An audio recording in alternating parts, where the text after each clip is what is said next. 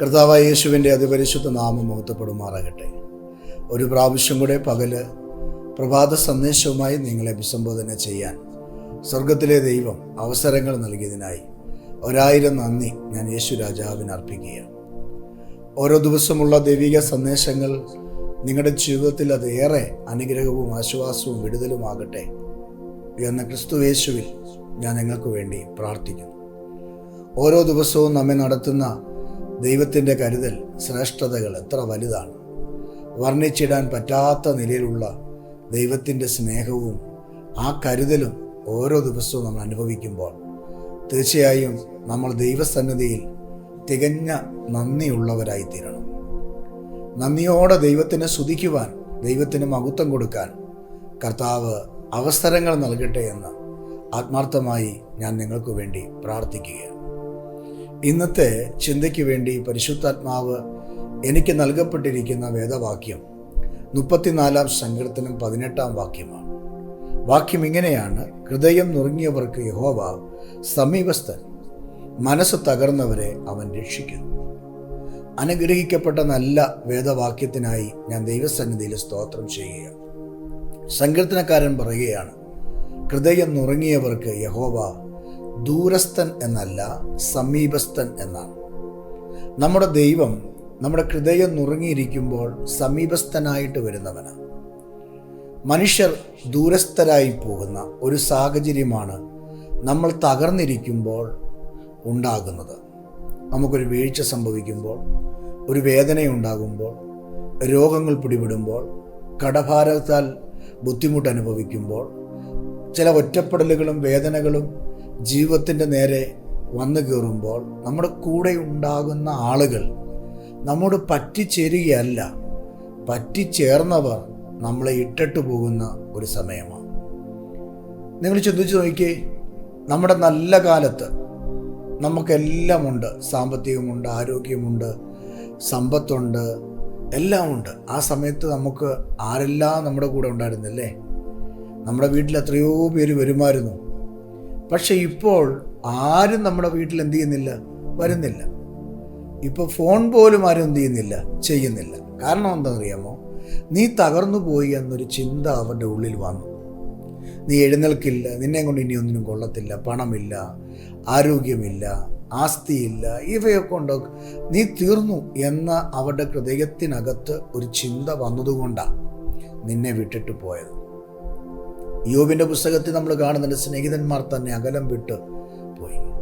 കാരണം തൻ്റെ ജീവിതത്തിൽ 10 മക്കൾ മരിച്ചു, ഭാര്യയെ തള്ളിപ്പറഞ്ഞു, സമ്പത്തെല്ലാം തീർന്നു, നഷ്ടപ്പെട്ടു, ദാസിദാസന്മാരെല്ലാം തകർന്നുപോയി. അവസാനം ശരീരത്ത് പുഴു കയറിയിറങ്ങി വികരിച്ചിരിക്കുമ്പോൾ ഓട്ടുകഷ്ണം കൊണ്ട് ശരീരം ചുരണ്ടിക്കൊണ്ടിരിക്കുന്ന യോബിൻ്റെ അടുക്കൽ വന്നിരിക്കാനും, പഴയതുപോലെ കുശലപ്രശ്നങ്ങൾ പറയാനും, സ്നേഹത്തോടെ തോളിൽ കൈയിടാനും, ഒരുമിച്ചിരുന്ന് ഫുഡ് കഴിക്കാനും യാത്ര ചെയ്യാനും സ്നേഹിതന്മാർ വന്നില്ല. കാരണം ഇയ്യോബ് തകർന്നു എന്ന് സ്നേഹിതന്മാർക്ക് ഒരു ചിന്ത വന്നു. ഇയ്യോബിനെ വിട്ടുപോയി അവർ. അവസാനം വേദപുസ്തകത്തിൽ കാണുന്നു, ഇയ്യോബ് തൻ്റെ സ്നേഹിതന്മാർക്ക് വേണ്ടി പ്രാർത്ഥിച്ചു എന്നാണ്. അപ്പോൾ ഇയ്യോബിന് പോലും ഒറ്റപ്പെടലുകൾ വന്നത്, സ്നേഹിതന്മാർ ഇട്ടിട്ട് പോയത് തൻ്റെ തകർച്ചയിലാണ്. കൂടെ നിൽക്കേണ്ട ഭാര്യ, വെള്ളം കൊടുക്കേണ്ട, ആഹാരം കൊടുക്കേണ്ട, കാല് തിരുമ്മി കൊടുക്കേണ്ട ഭാര്യ, ഏത് പ്രശ്നങ്ങൾ വന്നാലും പ്രതിസന്ധികൾ വന്നാലും അവിടെ ആശ്വസിപ്പിച്ച് കൂടെ നിൽക്കേണ്ടവളാണ് ഭാര്യ എന്ന് പറയുന്നത്. എനിക്കോ നിങ്ങൾക്കോ ഒരു പ്രയാസം വരുമ്പോൾ ഭാര്യയുടെ ചുമതല എന്താ? ആ എരിയുന്ന തീയിൽ കുറേ എണ്ണ കൂടെ കോരി ഒഴിക്കുന്നതാണോ ഭാര്യയുടെ ഉത്തരവാദിത്വം? അല്ല. ആ എരിയുന്ന തീച്ചൂളയുടെ നടുവിലും സാരമില്ല എന്ന് പറയുന്ന ഒരു വാക്കോടുകൂടെ ആശ്വസിപ്പിക്കുന്ന ഒരാളായിരിക്കണം യഥാർത്ഥ ഭാര്യ എന്ന് പറയുന്നത്. ഭാര്യയുടെ കടമ അതാണ്. എന്നാൽ അതേപോലെയാണ് ഇവിടെ നമ്മൾ കാണുന്നത്. തകർന്നിരിക്കുമ്പോൾ എല്ലാവരും കൈവിടും. തകർച്ച നമ്മുടെ ജീവിതത്തിൽ വരുമ്പോൾ ഭാര്യയെന്നില്ല, ഭർത്താവെന്നില്ല, മക്കളെന്നില്ല, മാതാപിതാക്കളെന്നില്ല, എല്ലാവരും കൈവിടും. ജീവിതത്തെ ഒറ്റപ്പെടലുകൾ അനുഭവിക്കും. എൻ്റെ ജീവിതയാത്രയിൽ, എൻ്റെ ശുശ്രൂഷ മേഖലകളിൽ, എൻ്റെ കുടുംബജീവിതത്തിൽ ഞാനും എൻ്റെ കുടുംബവും 10 വർഷം കഷ്ടതയിൽ കൂടെ കടന്നുപോയവരാണ്. അഗ്നിപരിശോധന എന്ന് പറയാം, അതിനപ്പുറത്ത് എന്തെങ്കിലും പറയാനുണ്ടെങ്കിൽ അതാണ്. ദൈവം ദാനമായി തന്ന കുഞ്ഞ് അരയ്ക്ക് താഴെയായിട്ട് തളർന്നുപോയി, നടക്കത്തില്ല. 10 വയസ്സ് വരെ അവൾ നടന്നിട്ടില്ല. രോഗബാധിതയായി, ഹാർട്ട് കംപ്ലൈൻ്റായി. അവസാനം ഒരു മേജർ സർജറി അവൾക്ക് വേണ്ടി ചെയ്തു. 5 മാസം വെന്റിലേറ്ററിൽ കിടന്നു. ലക്ഷക്കണക്കിന് പൈസ മുടക്കി, എങ്ങനെയും രക്ഷിക്കാൻ വേണ്ടി നോക്കി. പക്ഷേ ആ 10 വർഷമെന്ന് പറയുന്നത് അഗ്നിപരിശോധനയുടെ വർഷങ്ങളായിരുന്നു. ആ സമയത്ത് ആരാണ് യഥാർത്ഥ സ്നേഹിതൻ, ആരാണ് യഥാർത്ഥ സഹോദരൻ സഹോദരി എന്ന് ഞങ്ങളെ പഠിപ്പിച്ചു ദൈവം. പ്രതീക്ഷ വെച്ചവരെല്ലാം ഞങ്ങളെ വിട്ടുപോയി. ഒരു ഫോൺ വിളിച്ചു പോലും എങ്ങനെയുണ്ട് എന്ന് ചോദിക്കാൻ അവർക്ക് കഴിഞ്ഞില്ല. ഞങ്ങൾ ഓർത്തു അവർ ഞങ്ങളുടെ കൂടെ നിൽക്കുമെന്ന്, ഞങ്ങൾ ഓർത്തു അവർ ഞങ്ങളെ ചേർത്ത് പിടിക്കുമെന്ന്. പക്ഷെ അവരാരും ചേർത്ത് പിടിച്ചില്ല. പക്ഷെ ആ സമയത്ത് എങ്ങനെ നിന്നേ എന്ന് ചോദിച്ചാൽ, അറിയാത്ത ആളുകളെ ദൈവം ഞങ്ങൾക്ക് വേണ്ടി ഒരുക്കി. ഒരു ബന്ധമില്ലാത്ത ആളുകളെ, രക്തബന്ധമല്ലാത്ത ആളുകളെ ദൈവം ഞങ്ങൾക്ക് വേണ്ടി ഒരുക്കി. അങ്ങനെയാണ് ഞങ്ങൾ നിലനിന്നത്. ദൈവം അങ്ങനെ കൈവിടുകയില്ല. എന്നാൽ മനസ്സ് തകർന്ന ഒരവസ്ഥയുണ്ടായിരുന്നു. മുമ്പോട്ട് ജീവിക്കേണ്ട എന്ന് പോലും ചിന്തിച്ച സമയങ്ങളുണ്ടായിരുന്നു. ഒരു സുവിശേഷകനാണ് ഞാൻ സുവിശേഷ കുടുംബമാണ് ഞങ്ങളുടേത്. പക്ഷെ മുമ്പോട്ട് പോകണ്ട എന്ന് പോലും ചിന്തിച്ച നാളുകളുണ്ടായിരുന്നു. പക്ഷെ ആ തകർന്ന സമയത്ത് ഏറെ ആശ്വസിപ്പിച്ചത് ഒരു മാനുഷിക വാക്കല്ല, ദൈവത്തിൻ്റെ ശബ്ദമായിരുന്നു. ദൈവത്തിൻ്റെ ശബ്ദം. എറണാകുളം അമൃത ഇൻസ്റ്റിറ്റ്യൂട്ടിൽ എൻ്റെ കുഞ്ഞ് 5 മാസം വെന്റിലേറ്ററിലും ഐസിയുലുമായിട്ട് കഴിയുമ്പോൾ എൻ്റെ ഭാര്യ ആ വെന്റിലേറ്ററിൻ്റെ അല്ലെങ്കിൽ ഐസിയുവിൻ്റെ ഫ്രണ്ടിൽ ഇങ്ങനെ കുത്തിയിരിക്കും. ഞാൻ ഹോസ്പിറ്റലിൻ്റെ പുറത്തേക്ക് ഇറങ്ങി അതിൻ്റെ മുക്കിലും മൂലയിലും ആളൊഴിഞ്ഞ സ്ഥലത്ത് പോയിരുന്നു കുത്തിയിരുന്ന് കരയുമായിരുന്നു, ദൈവത്തോട് പ്രാർത്ഥിക്കുമായിരുന്നു. അവിടെയുള്ള പാർക്കിംഗ് ലോട്ടിലൊക്കെ പോയിരുന്ന്, ആളൊഴിഞ്ഞ സ്ഥലത്ത് മാറിയിരുന്ന്, ഇരിക്കാൻ കിട്ടുന്ന സ്ഥലത്തൊക്കെ പോയിരുന്ന് ദൈവവുമായിട്ട് സംസാരിക്കുമായിരുന്നു. ദൈവത്തോട് പറഞ്ഞിട്ടുണ്ട്, ഞങ്ങൾ രണ്ടുപേരും ഒരുമിച്ച് പറഞ്ഞിട്ടുണ്ട് പ്രാർത്ഥനയിൽ, ദൈവമേ നാളെ നേരം വെളുക്കരുതേ, നാളെ നേരം വെളുത്താൽ ഞങ്ങളെ ഭൂമിയിൽ വെച്ചേക്കരുതേ എന്ന് ഞങ്ങൾ പറഞ്ഞിട്ടുണ്ട്. കാരണം ജീവിതം മടുത്തു. ഞങ്ങൾ മുമ്പോട്ട് പോകാൻ പറ്റത്തില്ല. ദാരിദ്ര്യം തലയ്ക്കുമേ നിൽക്കുകയാണ്. കടഭാരം, ലക്ഷക്കണക്കിന് പൈസ കടം, ജീവിതത്തിന് അർത്ഥമില്ലാത്ത ഒരു മേഖല ഞങ്ങൾ കണ്ടെത്തി. എന്നാൽ അവിടെയും ഞങ്ങളെ ആശ്വസിപ്പിച്ചത്, മനസ്സ് തകർന്നപ്പോൾ ഞങ്ങളെ ഉറപ്പിച്ചത് കർത്താവാണ്. ഞങ്ങളെ ചേർത്ത് പിടിച്ചു. ഇവിടെ ഇതാ സങ്കീർത്തനക്കാരൻ പറഞ്ഞ അതേ വാക്ക്, മനസ്സ് തകർന്നവരെ അവൻ എന്ത് ചെയ്യുന്നു? യഹോവ ഹൃദയം നുറുങ്ങിയവർക്ക് യഹോവ സമീപസ്ഥൻ. മനസ്സ് തകർന്നവരെ അവൻ രക്ഷിക്കുന്നു. ആരെയാൽ രക്ഷിക്കുന്നേ? മനസ്സ് തകർന്നവരെ. സമീപസ്ഥൻ ആർക്കാണ്? ഹൃദയം നുറുങ്ങിയവർക്ക്. ഇന്ന് രാവിലെ ഹൃദയം നുറുങ്ങി മനസ്സ് തകർന്ന ആരെങ്കിലും എന്നെ കേൾക്കുന്നുണ്ടോ? ജീവിതത്തിൽ ഒത്തിരി കാര്യങ്ങൾ ചെയ്തു നോക്കി രക്ഷപ്പെടാൻ വേണ്ടി അവസാനം വട്ടപൂജ്യമായി പരാജിതനായി കഴിയുന്ന സാഹചര്യമാണോ നിങ്ങളുടേത്?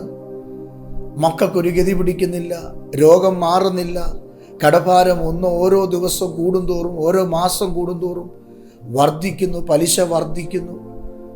ഇനി എങ്ങനെ മുമ്പോട്ട് പോകുന്ന അറിയത്തില്ല. 4 ആടെ മുമ്പിൽ തല ഉയർത്തി നിൽക്കാൻ പറ്റുമെന്ന് അറിയത്തില്ല. ഒരു പിടി കയറിൻ്റെ അല്ലെങ്കിൽ അല്പം കുരുടാൻ്റെ മുമ്പിൽ ജീവിതം അവസാനിപ്പിച്ചാൽ മതി എന്ന് വിചാരിക്കുന്ന ആരെങ്കിലും ഈ രാവിലെ ഞങ്ങളെ കേൾക്കുന്നുണ്ടോ? ഞാൻ നിങ്ങളോട് ശക്തമായൊരു ദൂത് പറയാം. എൻ്റെ കർത്താവ് നിങ്ങളെ കൈവിട്ടിട്ടില്ല. കർത്താവ് നിങ്ങളുടെ കൂടെയുണ്ട്. ഇന്ന് രാവിലെ ഈ സന്ദേശം എൻ്റെ അനുഭവം കൂടെ ചേർത്ത് വെച്ച് പറഞ്ഞതിൻ്റെ അർത്ഥം എന്താ അറിയാമോ? ഞങ്ങളുടെ അനുഭവമാണ് കർത്താവ് ഞങ്ങളുടെ കൂടെ ഇരുന്നത്. കർത്താവ് ഞങ്ങളുടെ ഒപ്പം ഉണ്ടായിരുന്നു, ഞങ്ങളുടെ കൈക്ക് പിടിച്ചു. ഞങ്ങളുടെ ജീവിതത്തിൽ ദൈവത്തിൻ്റെ കരുതൽ ഉണ്ടായിരുന്നു. പ്രിയപ്പെട്ടവരെ, ഇന്ന് രാവിലെ ഈ സന്ദേശം കേൾക്കുന്നവരെ, നിങ്ങളുടെ മനസ്സ് തകർന്നിരിക്കുന്നെങ്കിൽ, നിങ്ങളുടെ ഹൃദയം നുറുങ്ങിയിരിക്കുന്നെങ്കിൽ, ആ വിഷയത്തിൽ പ്രവർത്തിക്കാൻ എൻ്റെ ദൈവം സമീപസ്ഥനായി നിങ്ങളുടെ കൂടെയുണ്ട്. ഇവിടെ വേദപുസ്തകത്തിൽ കാണുന്നു, മൊർദെഖായി എന്ന് പറയുന്നൊരു മനുഷ്യൻ്റെ ജീവിതത്തിന് നേരെ പ്രതികൂലങ്ങൾ കടന്നു വന്നപ്പോൾ, ഒരു വംശം മുഴുവനും ഹാമാൻ നശിപ്പിക്കുവാൻ നോക്കിയപ്പോൾ മനസ്സ് തകർന്ന് പടിവാതിക്കലിരിക്കുന്ന ഒരു മൊർദെഖായിയെ എസ്തേറിന്റെ പുസ്തകത്തിൽ 4-ാം അധ്യായത്തിൽ നമ്മൾ കാണുന്നുണ്ട്. രേഖ വിപരീതമായി ഒരു വംശത്തെ മുഴുവനും നശിപ്പിക്കുന്നു, കഴുകുമരത്തിൽ തൂക്കിക്കൊല്ലുന്നു എന്ന് കേട്ടപ്പോൾ മൊർദെഖായി മനസ്സ് തകർന്നു. എസ്തേറിന്റെ പുസ്തകം 4-ാം അധ്യായത്തിൽ വായിക്കുന്നത്, അവന് പട്ടണത്തിൽ ചെന്ന് വെട്ടിയിലും വെണ്ണീറിലും ഇരുന്നു കൊണ്ട് വെണ്ണീർ വാരി തലയിൽ കൂടെ ഇട്ട്, ചാരം വാരി തലയിൽ കൂടെ ഇട്ട് പട്ടണത്തിന് നടുക്ക് പോയി കൈപ്പോടെ അത്യുച്ചത്തിൽ നിലവിളിച്ചു, അത്യുച്ചത്തിൽ പ്രാർത്ഥിച്ചു, അത്യുച്ചത്തിൽ കരഞ്ഞു, പട്ടണത്തിൻ്റെ നടുക്ക് പോയി കരഞ്ഞു. എൻ്റെ പ്രിയപ്പെട്ടവരെ, അത്യുച്ചത്തിൽ കരയുന്നവരെ, കൈപ്പോടെ കരയുന്നവരെ, പ്രാർത്ഥിക്കുന്നവരെ, ഒറ്റപ്പെടൽ അനുഭവിക്കുന്നവരെ, വേദനയിൽ കൂടെ കടന്നു പോകുന്നവരെ, ഞാൻ ഇന്ന് രാവിലെ വിശ്വാസത്തിൻ്റെ വാക്കോടും ആത്മാവിൻ്റെ ശക്തിയോടും കൂടെ ദൂത് കൈമാറട്ടെ. നിങ്ങൾ ഒരു നാളും തകർന്നു പോകുവാൻ, നിങ്ങൾ ഒരു നാളും മുടിഞ്ഞു പോകുവാൻ, നിങ്ങൾ ഒരു നാളും ക്ഷീണിച്ചു പോകുവാൻ എൻ്റെ ദൈവം അനുവദിക്കുകയില്ല. തകർന്ന മൊർദെഖായിക്ക് വേണ്ടി രാജാവിൻ്റെ ഉറക്കത്തെ കെടുത്തി രാജാവിനെ കൊണ്ട് രേഖ തിരുത്തിയ ഒരു ദൈവമാണ് എൻ്റെ ദൈവം. ആരാണോ കഴുകുമരം ഉണ്ടാക്കിയത്, ആ വ്യക്തിക്ക് തന്നെ ആ കഴുകുമരം ഒരു കെണിയായി മാറി. ഹാമാന് തന്നെ ആ കഴുകുമരം കെണിയായി മാറി. നോക്കുക, നുറുങ്ങിയ ഹൃദയത്തോടും തകർന്ന മനസ്സോടും കരഞ്ഞ മൊർദെഖായിക്ക് വേണ്ടി ദൈവം തൻ്റെ പദ്ധതി വെളിപ്പെടുത്തിയത്, ദൈവത്തിൻ്റെ നീതി വെളിപ്പെടുത്തിയത്. അങ്ങനെയെങ്കിൽ ഇന്ന് രാവിലെ വിശ്വാസത്തോടെ ഞാൻ പറയാം, തകർന്ന മനസ്സിനെ ഉറപ്പിക്കുന്ന, ധൈര്യപ്പെടുത്തുന്ന ഒരു ദൈവമുണ്ട്. ഈ വർഷം നിങ്ങളുടെ മനസ്സ് ധൈര്യം പ്രാപിക്കും. ഈ വർഷം ദൈവം നിങ്ങളുടെ ജീവിതത്തിൽ സ്ഥിതിക്ക് വ്യത്യാസം വരുത്തും.